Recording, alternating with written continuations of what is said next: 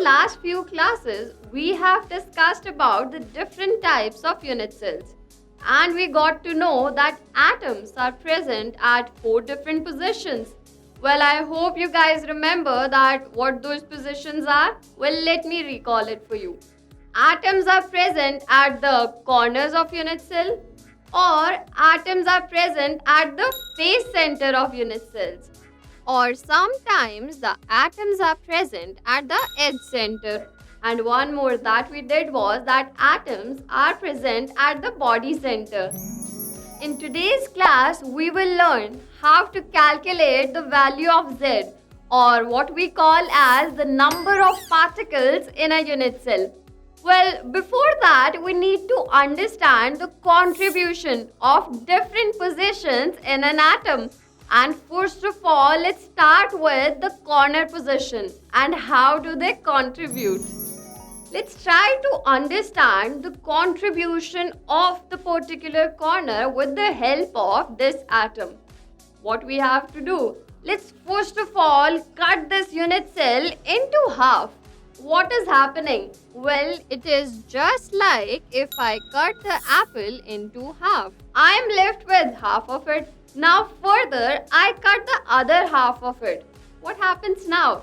Simple mathematics. Now it becomes 1/4 of it. And the last that I have to do is, if I keep my unit cell and remove the other ones, the last one as well, what is happening? I am simply left with 1/8 of that particular atom.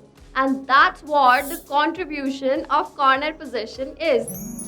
Now let's understand the contribution of a face center. How does that happen? Well, you know it correct. The atom is present at the center of the face and is shared between these two unit cells. So what do I have to do? I have to simply remove the other one. And I'm left with half of the atom. And that's what the contribution of face center is. Now let's talk about the contribution of the edge center. So what is happening now? We have studied that when the atom is present at the edge, it is shared by 4 different unit cells, as you can see. So now I want to know about the particular contribution with respect to my unit cell. What do I have to do? Well, simply I am going to remove all the unit cells and keep just mine. And if I do that, we observe, first of all, if I remove the upper half, I am left with half of the atom. Then further remove the other one. Now I am left with 1/4. That is the basic mathematics as we have been doing. And that's what the contribution of edge center is.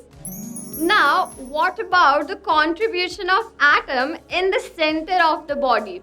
Well, that is simple. If it is lying in this unit cell of mine, simply the contribution of atom is 1. So friends, we have talked about the different contributions at different positions. Now we know the values. So we can use them to be substituted in the value of Z. Well, Z that we simply calculate by adding up all the different atoms that are being present at the different positions and are multiplied by their respective contributions. So mathematically, we can write it as Z is equal to 1/8 multiplied by the atoms occupied by the corner plus 1/4 of the atoms occupied by the edge centers plus half of the atoms occupied at the face center, and the last one adding up to the last, that is 1 atom contribution of the body center. Now friends, by applying these rules and this basic formula, we can calculate the value of Z for the different unit cells. And first of all, let's start with the simple cubic unit cell. Now tell me this, what is the position in simple cubic unit cell? Well, I hope you guys remember that atoms are present just at the corners. And what did we just do? The contribution of corner. Well, that is correct. We just did that the contribution is 1/8. Well, let's keep all of these things in our mind and try to calculate the value of z for simple cubic. Now, if I talk about my unit cell, I can say that 8 such atoms which are contributing 1/8 of the whole of it. We can substitute that in the formula where we talked about the z value, and we can see that z value becomes 1. Or if I say it this way, if I combine all these 8 contributions, it makes up one total atom, and that's what the Z value is. Now friends, moving on to the next unit cell, that is the body-centered unit cell. Now in this case, the atoms, they are present at the corners as well as the body center. So what about this one? Well, simply let's substitute that in the formula. We just did that contribution for the body center is 1 and for the corners is 1/8. So if I apply that in the formula, the value of Z comes out to be 2. Or if I say theoretically, if I add up all the contributions that are at the corners and the center of the body, I can get 2 atoms. And that's what the value of Z is for body-centered unit cell. Now friends, moving on to the next unit cell, that is the face-centered unit cell. So what is the arrangement in this case? Well, the atoms, they are present at the corners as well as the face centers. And what we just did? We did that the contribution of corners is 1/8 and the face centers is half. So if I substitute that in the formula, the value of Z comes out to be 4. Or theoretically, if I combine all these contributions, I get 4 different atoms, and that's what the value of Z is. So friends, this was all about the calculation of Z value for different types of unit cell.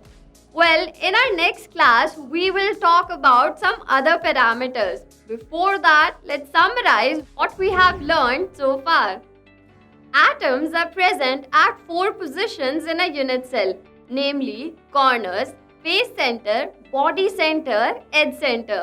Contribution of an atom present at the corner is 1/8 to the unit cell. The contribution of atom at edge center is 1/4. Contribution of atoms present at the face center is half.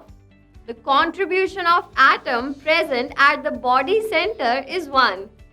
The value of Z is given as 1/8 multiplied by the atoms at the corner plus 1/4 multiplied by the atoms at the edge center plus half multiplied by the atoms at the face center plus 1 multiplied by the atoms at the body center.